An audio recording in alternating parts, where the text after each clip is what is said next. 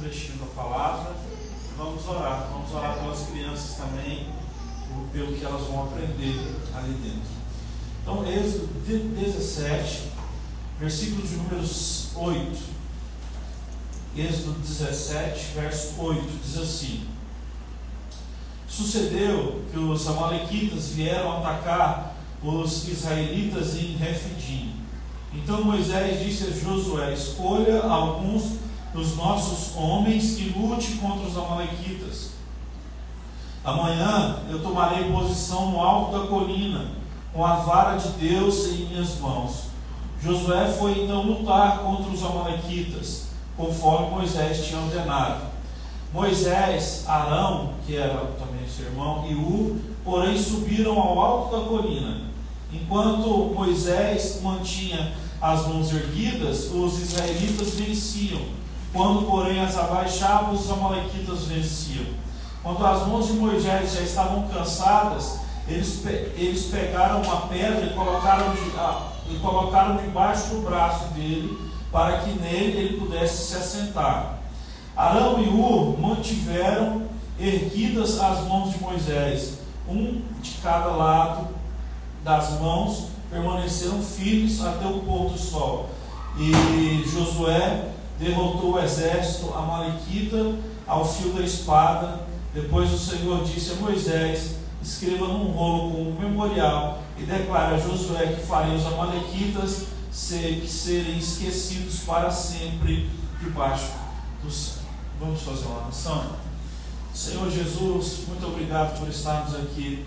Nós não viemos a passeio, nós não estamos, ó Deus, procurando entretenimento, nós não estamos buscando, Senhor Deus, um paliativo. Nós estamos diante do Senhor, que é dono do céu e da terra, aquele que é o caminho, a verdade e a vida, aquele que cura, aquele que pode todas as coisas. E quantas vezes nós, ó Deus, não estamos sem direção? O pecado cega os nossos olhos, e a sua palavra diz que há um muro que separa nós do Senhor quando o pecado vem. E nós queremos aqui nessa noite pedir perdão pelos nossos pecados, pedir que o Senhor possa nos ajudar, porque nós não queremos ter a filosofia de vida de que a minha carne é fraca e por isso eu pequei. Não, essa filosofia é barata, é maligna, é maldita. Nós não queremos ter, ó Deus, essa forma de viver. Nós queremos viver dentro daquilo que é santo, daquilo que é justo, daquilo que é puro. Nós não estamos falando sobre perfeição, nós estamos falando sobre uma trajetória, ó Deus, um caminho que nós vamos guiar junto com a graça do Espírito Santo, junto com o favor do nosso Senhor Jesus Cristo, o teu, nosso Deus Todo-Poderoso. Por isso nós te pedimos nesse dia, aceita as nossas orações, ó Deus. Obrigado por podermos louvar o Senhor. Eu te peço que aquelas crianças que estão aqui nessa sala hoje, ou que estão dormindo aqui, ou que fazem parte, Senhor Deus, dessa igreja, desse setor, dessa cidade, Pai, visita estes pequenos corações e mentes e marca esses corações com a palavra do Senhor, porque a sua palavra, Senhor Deus, ela é pequena, para muitos é como um grão de mostarda, mas ela tem um potencial enorme de fazer milagres, de ser devastadora aonde ela passar, devastadora no bom sentido. E eu te peço, Senhor, abençoe essa aula, abençoe esses ensinamentos, abençoe essas crianças, abençoe essa nova geração, abençoe nós que estamos aqui. Nosso pedido é: Senhor, fala conosco, porque nós queremos te ouvir. Nós não somos nada sem o Senhor, e estamos aqui, ó Deus, para te dar toda a honra, toda a glória, todo o louvor. Assim nós oramos em nome de Jesus. Amém. Amém. Meus irmãos, o povo de Israel tinha sido liberto, do Egito, 430 anos, eles ficaram escravizados e agora eles estão libertos. Foi um povo que foi liberto por Deus, e fisicamente eles passaram pelo Mar Vermelho. E agora Deus está procurando tirar a incredulidade do coração deles. Primeiro eles pensaram que Deus não ia dar comida, e Deus fez pão cair do céu, fez carne vir do céu. Depois eles pensaram que Deus não ia dar água, e Deus foi lá e fez o quê? Tinha uma rocha, que Moisés foi lá e bateu o cajado e saiu a água, e ninguém morreu. E eles ficaram num lugar maravilhoso, um oásis maravilhoso nesse período. Até que a gente entra aqui justamente onde nós lemos, no capítulo 17, que diz que agora vai haver uma batalha. O povo de Israel não tinha participado de nenhuma batalha, né, por 430 anos. A gente não sabe o que os irmãos de José viveram enquanto José era o principal homem do Egito. Porque a gente sabe o seguinte: como que começou Israel? Com Abraão, Isaac e Jacó, não é? Jacó é o pai daqueles 12 homens, né? E José foi aquele principal que foi acusado, que os irmãos tiveram inveja dele. Então ele se tornou rei sobre o Egito, ficou como o segundo homem mais poderoso e levou a família toda para lá. Os anos foram se passando, essa família que era de 78 pessoas virou uma multidão. Aí o que o Egito fez? Escravizou essas pessoas. Então, a gente não sabe, não é, se os irmãos de José eram homens de guerra, mas pelo menos até eles entrarem no Egito e se tornarem ali um povo que morava junto com os egípcios na terra de Gósen, eles não batalharam, não havia guerra. Deus nunca tinha falado, né, para eles guerrearem segundo as Escrituras. Até que, como eu disse, quando eles foram atravessar o Mar Vermelho, Deus usa pela primeira vez uma palavra que tem a ver com guerra. E Deus vai dizer a eles assim: diga ao meu povo que eles devem marchar. Eles deveriam passar pelas águas marchando. Era uma palavra que remetia a um povo que ia ser um povo de Deus, que ia guerrear. Eles passaram então por isso. Deus aumentou a fé deles, dando de comer, dando também água, e agora o Senhor vai colocar amalequitas, pessoas que vão guerrear contra o povo de Deus. Então deixa eu parar aqui e fazer um primeiro traço aqui para nós, que é, olha, tudo que a gente vive, tudo que Deus nos leva a viver, sempre é para a gente enfrentar uma batalha. Não adianta, sempre, tudo o que nós passamos, até as coisas boas, até os bons momentos que nós vivemos, são preparações de Deus para a próxima etapa. É por isso que é muito importante, nos dias bons, você viver de maneira abundante mesmo. E é muito importante que nos dias maus, você viva aquele dia mau de forma abundante. Como? Mas o que eu quero dizer com isso? Eu quero dizer que nos dias bons, por exemplo, se estamos na primavera, você deve aproveitar esse período para sair nas ruas, para contemplar as flores, para ver a beleza que existe na natureza. Porque nos próximos momentos, quando chegar o inverno, não vão haver flores. E você não pode sentir saudade naquele momento. Você tem que estar, né, ciente de que quando aconteceu a primavera, você desfrutou dela. Então você não vai ser aquela pessoa que vai viver de momentos passados, mas você vai ser aquele que viveu de forma completa o momento atual. E é o que Jesus disse, não é? Olha, cada um entenda, basta a cada dia os seus próprios problemas. Aí ele está falando sobre ansiedade e preocupações, né? Mas ele está querendo dizer, basta a cada dia o que você tem que fazer. O que você tem que fazer hoje, faça. O que você tem que fazer amanhã, faça amanhã. Tem que fazer depois de amanhã, faça depois de amanhã.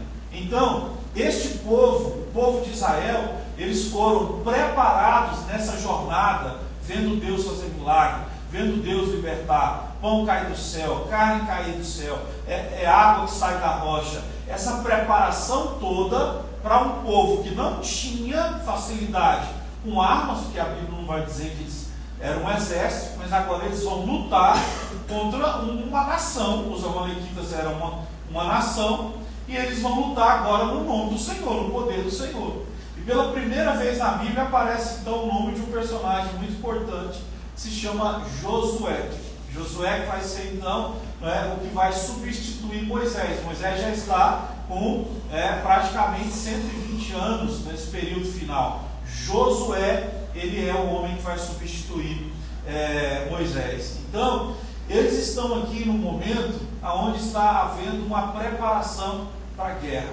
Então, só voltando um pouquinho aí, quando você tiver os seus dias bons, não é que eu quero dizer que você tem que viver uma vida louca, né? O que eu quero dizer é que você precisa viver os dias que Deus lhe dá, né, como se eles de fato fossem os últimos, porque esses dias são realmente os últimos. O que eu quero dizer é o seguinte: o que você está vivendo hoje, que dia é hoje? Dia 14? 15? O que você está vivendo hoje, dia 15 de março de 2023, acaba hoje, certo? Esse segundo agora que você está me ouvindo falar essas palavras está acabando agora. Então, nesse momento, você precisa viver. E se você não vive esse momento, você vai ter problemas com os próximos momentos da sua vida. E esse é o grande, esse é o grande propósito das coisas. Então, quando eles estão ali se preparando para a guerra, agora existe, inclusive, alguém para guerrear, um comandante de guerra, que é Josué. É isso que vai acontecer. Sempre que a fé for exercitada, sempre que Deus agir, pessoas vão ir se levantando. Nós temos um homem, Josué, ele vai ser o líder da batalha, e o povo de Israel, que antes era um povo simplesmente escravos, eles vão lutar. Eles podem não ser os maiores, mas eles vão lutar. Agora, o texto vai dizer que enquanto Josué se reúne lá com o povo de Israel para lutar contra os amalequitas, Moisés ele vai fazer algo com Ur, né, e com seu irmão chamado Arão. O texto que nós lemos aí, versículo de número 12, por exemplo, diz que enquanto eles estavam lá lutando, Moisés ficava com as mãos levantadas, orando, intercedendo. E sempre que as mãos dele iam se cansando, iam se abaixando pelo cansaço, eles começavam a perder a batalha lá embaixo. Eles estão em cima de um monte, orando. Isso aqui é fantástico. Esse texto aqui, ele deve já ter sido feito, mas alguém deveria pintar isso aqui, sabe? Alguém deveria colocar isso aqui numa escultura. Porque está Moisés, o líder espiritual da nação, orando. Uma guerra está acontecendo. E essa guerra, ela é determinada. Os fatores que determinam vitória e derrota acontecem pela oração daqueles que estão clamando diante de Deus. Isso aqui é uma coisa tão pesada, mas tão pesada, que é para que a gente interprete a si mesmo, sabe? Aonde houver mais oração, vai haver a manifestação clara da presença de Deus. Olha, Deus fala conosco nesse texto sobre intercessão. Um homem que estava orando por uma nação. Moisés um dia chegou e pediu a Deus assim: Senhor, não mate os israelitas. Se o Senhor quiser, rasga, tira o meu nome do livro da vida, mas não mate esse povo, porque senão o seu nome será envergonhado. Olha a oração que Moisés faz a Deus. Ele conversa com Deus como se ele fosse um amigo, não é? E de fato ele foi um amigo de Deus, não é? Ele disse: Senhor, tira o meu nome daí. O Senhor vai ser envergonhado, o Senhor vai matar todo mundo. Ele está falando com Deus assim, né? E ele está em oração pedindo que Deus então pudesse abençoar esse povo. Olha, a intercessão, a oração é uma coisa que precisa voltar para a nossa vida. Tá? A gente estava conversando aqui, eu e o pastor Caio, antes da gente começar o culto, e eu falando, né, como você vê assim, os níveis de oração. Por exemplo, quando a gente não se preocupa com o local da oração, você percebe assim, as dissonâncias que dá. Quando a gente ora lá em casa, por exemplo, quando todo mundo vai dormir, a gente vem, abraça, nós quatro, eu oro por todo mundo, os meninos vão para os quartos, e eu e a Angélica ficamos lá. Às vezes a gente assiste alguma coisa, ou então vai dormir direto. O que acontece? Às vezes a gente vai dormir direto depois, e aí eu vou e penso, vou fazer as minhas orações agora, e aí está tudo apagado e eu começo a orar na minha mente. Olha, várias vezes eu apago, nem sei dizer a hora que eu apago, mas apaguei.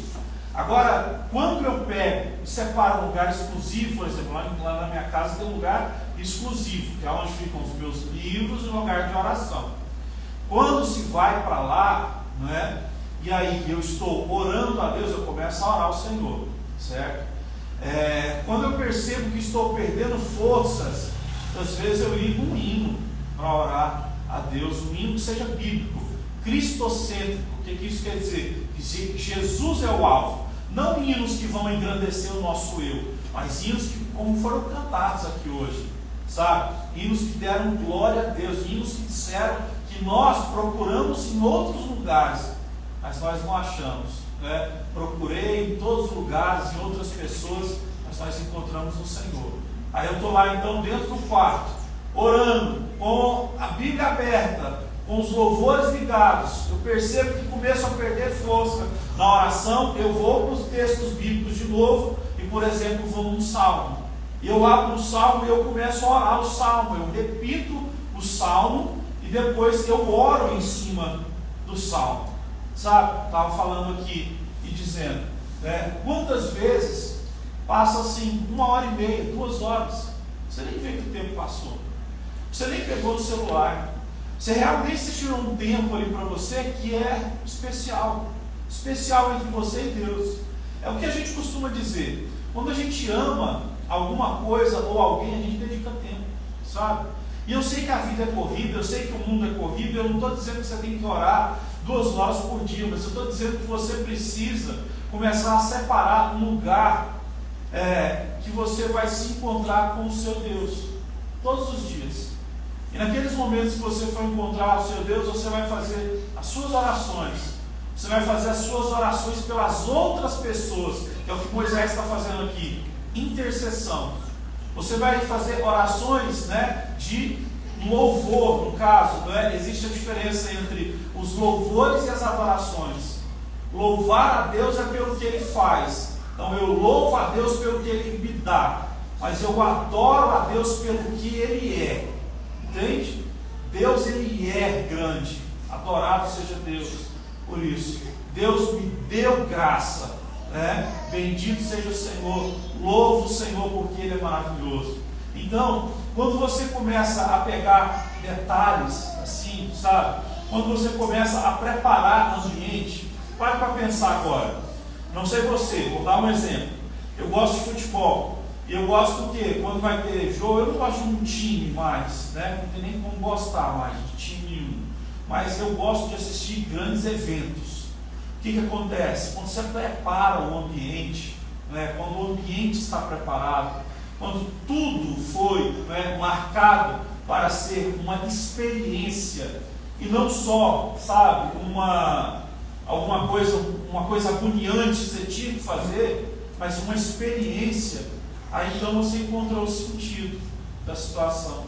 Com Deus é a mesma coisa, sabe? Por exemplo, se você entrar lá no meu escritório, você vai encontrar um bonequinho meu que uma vez mandaram fazer para mim, um bonequinho de um pastor pregando, sabe? Você vai encontrar, por exemplo, quadros lá meu, por exemplo, de personagens, né? Da Marvel, por exemplo. Você vai encontrar quadros do Homem-Aranha, você vai encontrar, por exemplo, um busto do Coringa lá. Por que tem isso, pastor? Eu falei, estou preparando o meu ambiente. Esse lugar é o local que eu vou adorar a Deus, não nesse sentido místico, que as pessoas, sai tirando tudo aí que o diabo está aí. Olha, diabo não entra em coisas, diabo entra em pessoas e em animais, é isso que a Bíblia fala. Então, tem que tirar o quadro da casa, porque o quadro está infectando, sei lá o quê. A Bíblia não fala nada sobre isso. Me desculpe te deixar triste hoje, mas se você tiver um quadro bonito aí e está a fim de jogar fora, eis-me aqui, pode me dar, porque eu ficarei feliz em recebê-lo, tá bom? Então, eu preparo o ambiente, eu preparo os meus livros, as coisas que eu quero consultar, o que vai ficar aberto, as coisas que eu quero beber. Por exemplo, eu gosto do quê? De canecas. Eu tenho uma caneca minha lá, né, Pastor José Carlos, eu tenho uma garrafa de água de metal, sabe? Eu tenho alguma coisa, eu gosto muito de doce, né? Pego às vezes uma barra, e o que acontece? E ali, sabe, eu vou orando ao Senhor. Ora eu estou em pé orando a Deus, ora eu estou ajoelhado, ora eu estou sentado, ora eu estou nossa carne, o nosso eu, ele é muito contra esses momentos, sabia? Ele é mais contra do que ele é a Bíblia. Porque a Bíblia, hoje em dia, você vai ter mais facilidade para alcançar a leitura da Bíblia do que a oração. A oração é uma luta espiritual ainda mais difícil. É uma guerra ainda mais travada, que eu e você temos que descer até ela para orar.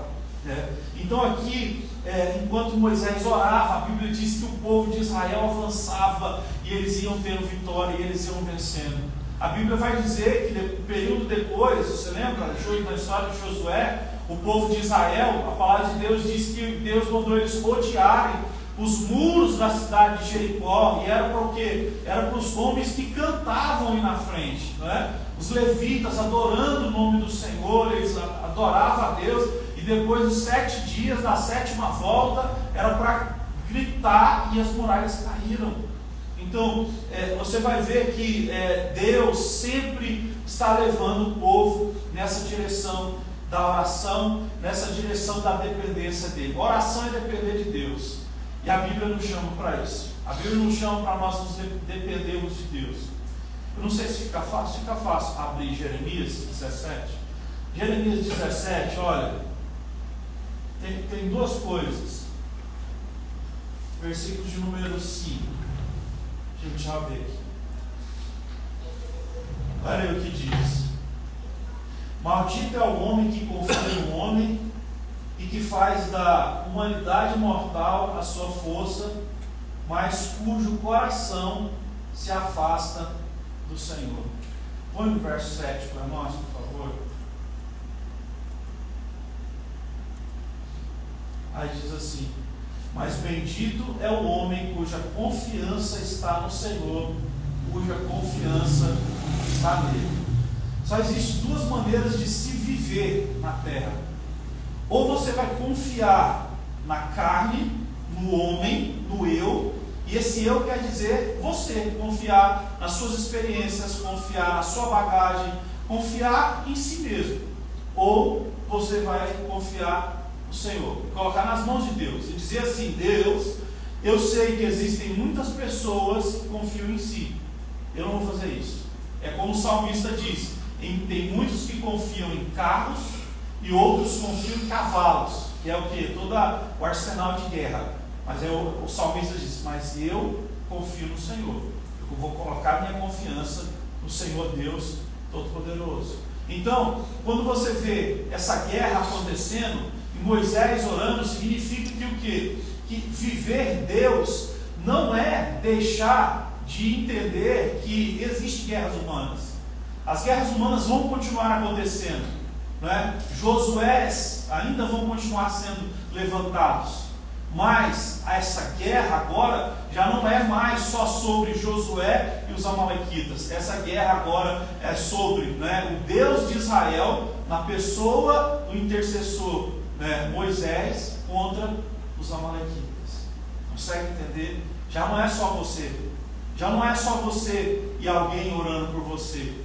Você, alguém orando por você e Deus contra qualquer coisa que existir na face da terra. A Bíblia diz que nada pode nos separar do amor de Deus, nem morte, nem vida, nem anjos, nem demônios, nem altura, nem peste, nem fome, nem praga, nem nudez. Tudo isso, nada pode nos livrar. Romanos capítulo 8. Então, Moisés, ele deixa claro tudo isso aqui. E eu preciso, então, dizer para você, você precisa encontrar, você precisa hoje mesmo, porque isso, a sua vida inteira depende desse momento que você vai preparar depois de ouvir o que eu estou te falando aqui agora. Você precisa hoje mesmo começar a preparar uma forma de você amar a Deus na prática. E isso pode ser, como eu falei, você vai começar colocando um objeto num lugar que você vai orar a Deus. Às vezes é no pé da sua cama. A sua Bíblia vai estar lá, mas ela não vai estar mais fechada, ela vai estar aberta, porque você vai estar lendo sequencialmente.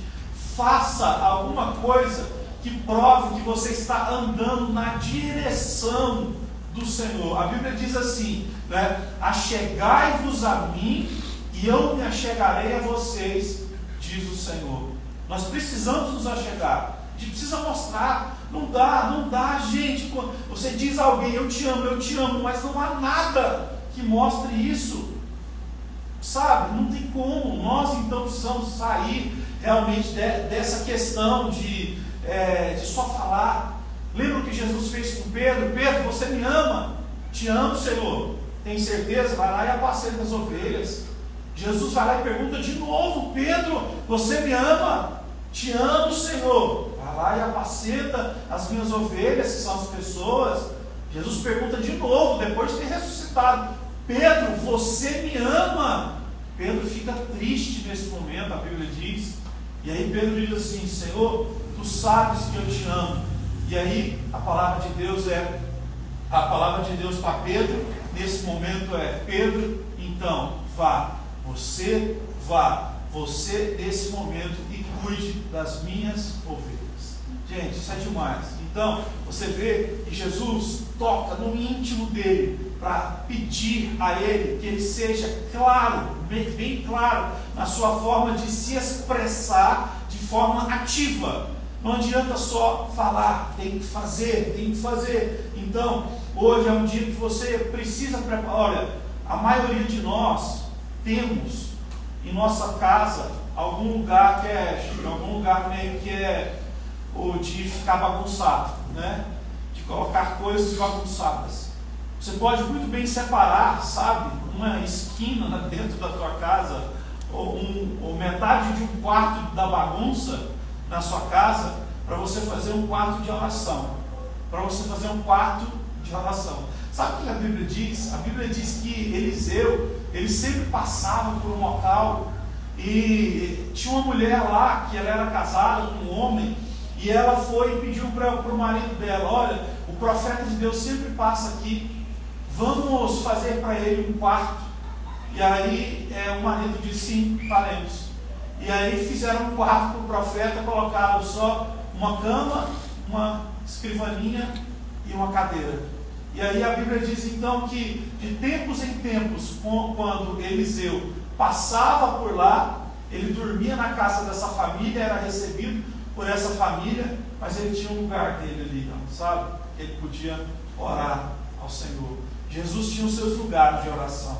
Olha, a gente precisa urgentemente começar a colocar a nossa cara em algum lugar que vai ser o nosso lugar de oração. Então, o que você gosta? Eu estava falando, voltando, gosto de futebol. Aonde eu oro, lá no meu quarto, no meu escritório de oração, eu coloco coisas de futebol lá dentro, né? Não é porque eu vou orar sobre futebol, é porque eu estou preparando o caminho todo para me fazer um ambiente agradável, para aquele ambiente ser um ambiente que realmente, né, ele é meu. Então, o que faz você se sentir mais acolhido? O que faz você sentir que você vai ter uma experiência? O que é? Faz isso acontecer de alguma forma na sua vida, porque nós precisamos disso, sabe? Então são várias coisas diferentes, como por exemplo, às vezes eu vou lá e acho na internet alguém vendendo um busto. Eu vi um cara vendendo um busto esse tempo atrás, do apóstolo Paulo, e eu fui lá e comprei na internet um busto pequenininho assim, foi R$39, sabe? Aí eu vou lá e coloco o busto na estante, né? E aí então essas coisas todas, né, elas vão me deixando felizes. Eu vou no meu escritório hoje, eu vou ver o busto do apóstolo Paulo, sabe? E assim, isso vai encantando, isso vai mexendo, isso vai abençoando, isso vai tocando, isso vai fazendo com que as coisas virem. A gente precisa orar mais, a gente precisa ter um lugar para orar, a gente precisa então passar mais tempo com o Senhor.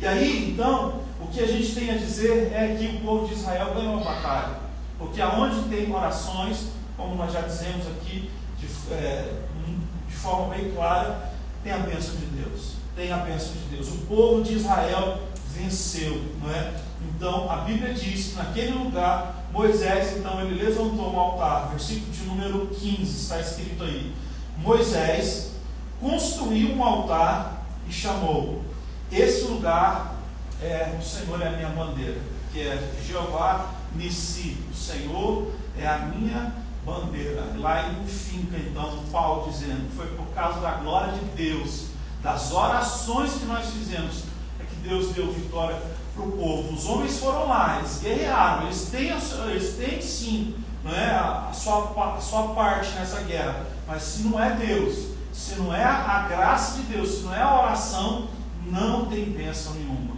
E aqui você vai perceber uma coisa, que quando acontece essa vitória, depois dessa vitória, há um feito que é uma visita que o profeta Moisés vai receber do seu sogro, certo? E aí então, deixa eu só dizer uma coisa que é muito importante aqui. O texto vai dizer assim, capítulo 18, verso 1, olha: Jetro, que é descendente de Mídian, sogro de Moisés, soube de tudo o que Deus tinha feito por Moisés e pelo povo de Israel, como o Senhor havia tirado Israel do Egito. Deixa eu ver aqui, está mais fácil. Moisés, verso 2: tinha mandado Zípora, sua mulher, para a casa de seu sogro Jetro, que a recebeu com seus 2 filhos. Um deles chamava-se Gerson, pois Moisés dissera: tornei-me imigrante em terra estrangeira. E o outro chamava-se Eliezer, pois dissera: o Deus de meu pai foi o meu ajudador e me livrou da espada. Jetro, sogro de Moisés, veio com os filhos e a mulher de Moisés e encontraram no deserto, onde estava acampado perto do monte de Deus. Eu quero deixar só uma coisa que pode ser muito perigosa para essas questões também da nossa vida espiritual. Quando eu falo de vida espiritual, e a gente então começa realmente viver uma vida espiritual, nós vamos começar a passar por alguns tipos de processos, né? Porque nós vamos andar na contramão, né? Marcha ré de tudo que acontece nessa vida. Você vai perceber, não só na vida de Moisés, mas na vida de outros homens também, na Bíblia, de outras mulheres, na palavra de Deus, que quando eles começaram a enfatizar demais certas coisas espirituais, eles mesmos acabaram perdendo o controle de algumas coisas que eram humanas. Moisés, a gente não sabe dizer o porquê, mas ele meio que abandonou a mulher dele. Ele abandonou meio que a mulher e os 2 filhos. Alguém vai dizer: então, o que adianta orar se o cara faz um trem desse? Pois é, aí está o ponto. Você vai ver que o Antigo Testamento, assim, Deus é tão perfeito no que faz, porque se você for no capítulo 15 de Romanos, você vai ver assim: o Antigo Testamento foi escrito para que a gente possa aprender com alguns exemplos. Quando você vem aqui para o exemplo de Moisés, você encontra então o exemplo da intercessão, mas você encontra um mau exemplo sobre essa união familiar em torno da verdadeira espiritualidade, que no caso Deus, Cristo Jesus, né?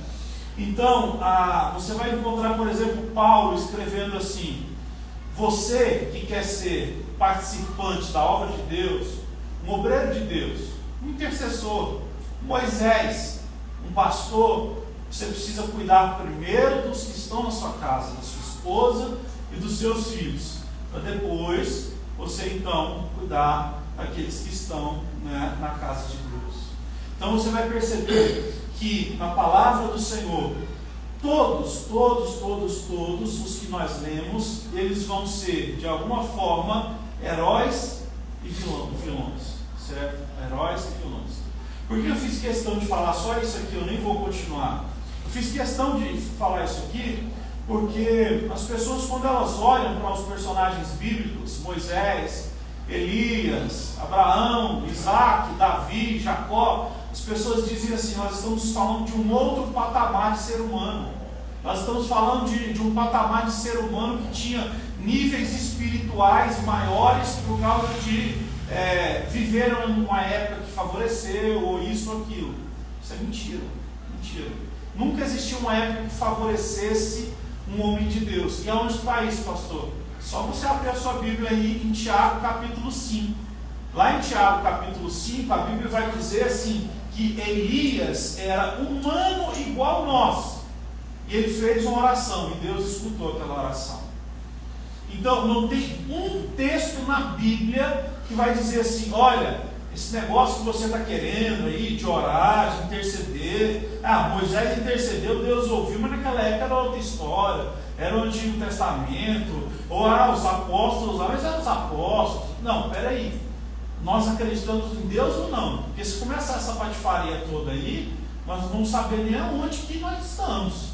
Então eu fiz questão de mostrar para você que Moisés, ele é pecador, que ele acaba de tomar uma lapada, né, enquanto ele acabou de dar um grande exemplo de que é ser um homem intercessor, sabe? Foi por causa das intercessões dele por Israel que o Senhor os abençoou. Mas agora ele desce, vai lá pegar o sogro, e está lá a mulher dele com 2 meninos, porque o quê? Ele simplesmente mandou para a casa do sogro a mulher ir embora com os filhos, porque ele tinha uma missão. Qual o problema, Moisés? Não, Deus me deu uma missão, vocês não têm tempo para cuidar de vocês, não. Foi mais ou menos isso que aconteceu aqui na história. Se você for olhar no começo ali de Êxodo, né, e agora é mais ou menos isso que aconteceu. Então, eu preciso dizer isso a você. Deus, Ele nos dá graça, e Ele quer que nós nos aproximemos dEle em oração. Mas Ele quer que nós também tenhamos sempre em nossa mente e em nosso coração esse discernimento espiritual, para a gente não falhar nas coisas mais básicas da vida. Vou dar um exemplo aqui, eu vou encerrar. Olha, muitas pessoas querem se encontrar na vida, não é? E aí o que acontece? Muitas pessoas, enquanto não se encontraram, fizeram tantas pessoas se encontrarem. Por quê? Porque foi aquela mãe que lavou a roupa do filho, e o filho foi lá, estudou, fez a faculdade e sabe de onde ele está. É aquela avó, né, que não sabia fazer muita coisa, mas que alimentava, né, os netos no final de semana, que olhava as crianças, os pais trabalharem. São pessoas assim, pessoas normais, que de uma forma ou de outra sentem como se fossem menos do que os outros, menores do que os outros, e não são. E aí o que acontece? Acontece que nessa situação, vou dar um exemplo, né? No mundo que a gente vive, uma mulher grávida, geralmente essa mulher vai se sentir inferior em quase tudo, porque ela não pode vestir qualquer roupa, porque às vezes ela vai cair bem por causa da barriga, depende de tudo, é mais pesado. Se a criança for um recém-nascido, eu estava no médico, a mulher com o bebezinho, se o bebê chora, a mulher está lá fazendo cadastro lá na recepção, o bebezinho chora, tanto de coisas, sabe? Tanto de coisas para a pessoa se sentir menor, né? Mas era mais plausível, era mais bonito, trazia mais coisas, trazia mais holofote trabalhar como executivo, entende? O que eu estou querendo passar para vocês é que a gente não tem que sair daquilo que Deus nos deu como dom só para que nós estejamos em algum tipo de holofote que não é o nosso. Por que eu estou dizendo isso? Por que Moisés foi mandar a mulher embora? Não foi Deus que chamou ele? O Deus que chamou ele é contra a família? Esse Deus aqui, todo o tempo, ele sempre foi a favor da família, dos filhos. Agora ele diz assim, não, Deus me deu uma palavra, uma segunda palavra, é para mim ir agora e libertar o povo, família fica para trás. Como assim? Entende? Então, o que eu estou dizendo é, uma pessoa, né, ela pode chegar, imagina, a gente tem exemplos maravilhosos, chega, por exemplo, uma senhora, né, 65 anos de idade, 10 filhos criados, e ela vai lá e começa a fazer uma faculdade. Agora você viu ali o que aconteceu. Na época, era isso. Na época a vida dela foi aquilo. Não estou querendo dizer que é bom ou ruim ter 10 filhos, mas ela viveu aquilo. E agora ela tem 65 anos e ela vai viver e ela vai passar pela experiência de entrar numa faculdade. Está entendendo? Então, tipo assim, não vai jogar os bebês fora só porque vai fazer a faculdade agora. Eles estão aí. Então, por favor, Não deixe com que essa coisa de querer fazer o que é certo hoje faça com que você jogue fora o certo que você fez ontem. Deus, Ele carrega a sua história contigo. É isso que eu quero dizer. Ele carrega a sua história contigo. E Ele não fez com que Moisés morasse 40 anos na casa de Jetro e se casasse com a filha de Jetro e tivesse 2 filhos com aquela mulher, para depois abandonar ela para dizer que ele ia salvar o povo hebreu. Ah, mas aqui é só a minha esposa e 2 filhos. Ainda tem pai, o pai cuida, o vô cuida, negativo. Moisés era melhor que ele ganhasse a família dele do que todo o povo. Ele falhou contra Deus, né? E aí a gente sabe algumas coisas que ele pagou. E sempre que a gente então renuncia nessas coisas que são menores, é menor, não é? Se querer salvar a sua família é menor do que querer salvar Israel inteiro. A gente se dá muito mal. Então, por favor, cuide dessas coisas pequenas, sabe? Você vai arrumar o seu quarto da oração, mas você também vai continuar fazendo as suas coisas, mas faça, sabe? Faça o A sem esquecer do B. Faz o B sem esquecer do A. É isso que eu quero dizer. Você pode se colocar de pé para a gente fazer uma oração?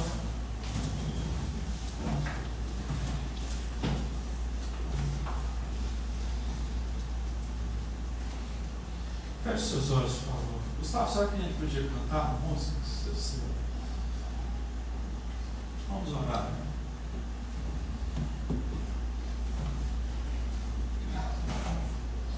Senhor nosso Deus, em nome de Jesus, eu quero te agradecer porque o Senhor nos reuniu aqui hoje.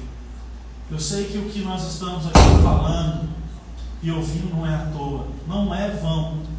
E eu quero te pedir, Senhor, ajuda-nos a ter uma vida onde a nossa vida de oração se torna maior, viva, porque é o Espírito Santo que nos ensina a orar. Assim está escrito. E eu te peço, Senhor, nos dê graça para que a gente não abandone as coisas que o Senhor nos mandou fazer primeiro, por causa das coisas que o Senhor nos mandou fazer segundo. Ajuda-nos a continuar marchando. Ajuda-nos a continuar, Senhor Deus, vivendo essa graça da parte do Senhor. Nós pedimos a Ti que, assim como Moisés, que continuou com as mãos levantadas enquanto Josué e o povo lutavam, que a gente continue intercedendo enquanto o povo luta. A oração é tudo que nós precisamos. Nós queremos, Senhor Deus, a Sua presença sobre nós. Aceita, Senhor Deus, o nosso cântico nesse momento. Em nome de Jesus.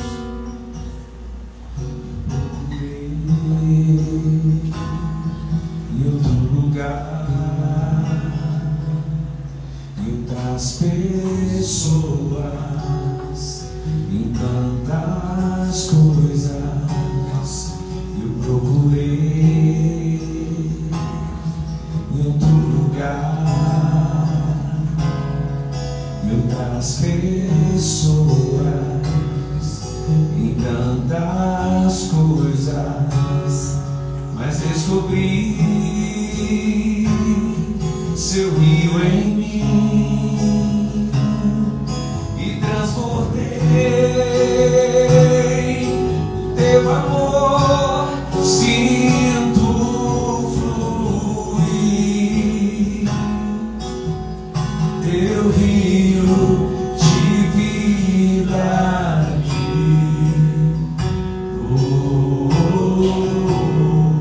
Sinto fluir Teu rio de vida aqui.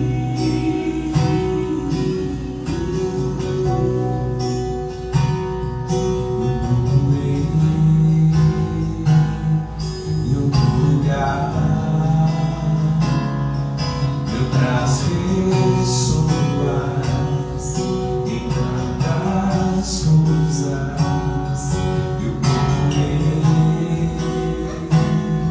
Em outro lugar, em outras pessoas, em tantas coisas, mas descobri seu rio em mim e transbordei do teu amor, sinto fluir teu rio de vida aqui.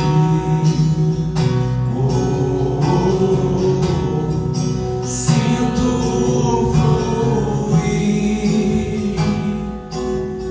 teu rio de vida aqui.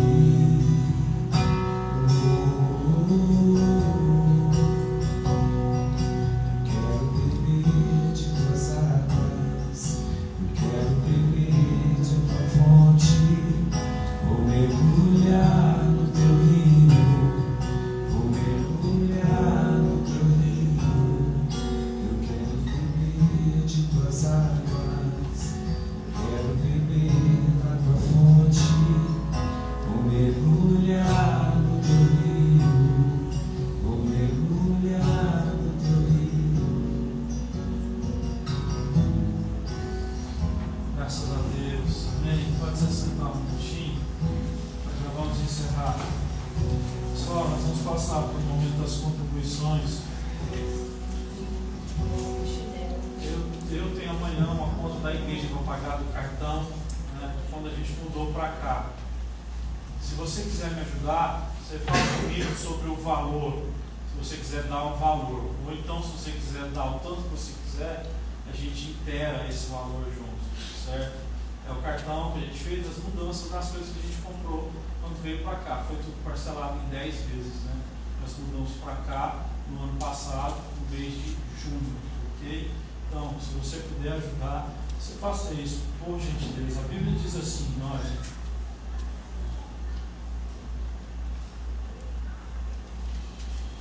o importante é que se nós formos doar alguma coisa, que seja de boa vontade, porque é preciso aprender como ser um abençoador com alegria. É preciso aprender a ser uma pessoa que tem boa vontade em ser espontâneo para liberar. O apóstolo Paulo, ele ensinou a maneira como nós devemos doar. E é tão importante quanto o que doamos. Ele diz: cada um contribua segundo o que propôs no seu coração, não com tristeza, nem por necessidade, porque Deus ama quem dá com alegria. O que é alegria? O que significa dar com alegria? Significa fazer isso sabendo que estou fazendo por um propósito que é nobre. Okay? Então você pode fazer como você quiser. O valor que eu tenho para pagar, na verdade, agora, né, dia 15, é R$1.300. Se você quiser ajudar, você pode fazer isso. Vamos orar, vamos fechar os nossos olhos, fazer uma oração. Senhor Jesus, o Senhor conhece as nossas necessidades. O nosso pedido é que o Senhor possa nos ajudar para que nada fique pesado para ninguém, porque cada um, Senhor Deus, já faz muito, porque, ó Deus, nesse mundo que eu vejo hoje, só das pessoas saírem de casa para ir a uma igreja, eu já fico feliz, porque eu vejo tanta coisa ruim, mas o fato de ver pessoas que na quarta-feira estão reunidos, isso me dá, Senhor Deus, aquela fagulha no coração da esperança, da graça, deste avivamento de intercessão, de oração, de gente que prega a palavra para quem ainda não conhece. Isso é algo realmente maravilhoso. Pai, abençoe cada um de nós, abençoe o trabalho de cada um, abençoe a saúde, abençoe a vida espiritual, abençoe, Senhor Deus, a família. Deus, tudo que o Senhor quiser fazer através dessa igreja, faça, Pai. Em nome de Jesus, a sua palavra diz que nós não devemos desprezar os pequenos caminhos. Ajuda-nos, ó Deus, nas pequenas coisas que nós temos, podemos, que a gente possa fazer a diferença. Muito obrigado, Senhor. Nesse dia nós nos colocamos aqui em oração, em nome de Jesus. Amém. Amém. Pode se colocar de pé, por favor? Quem tinha que pegar envelope, pegou, né? Assim seja então. Meus irmãos, que Deus abençoe. De domingo nós estamos aqui às 19 horas, então, tá?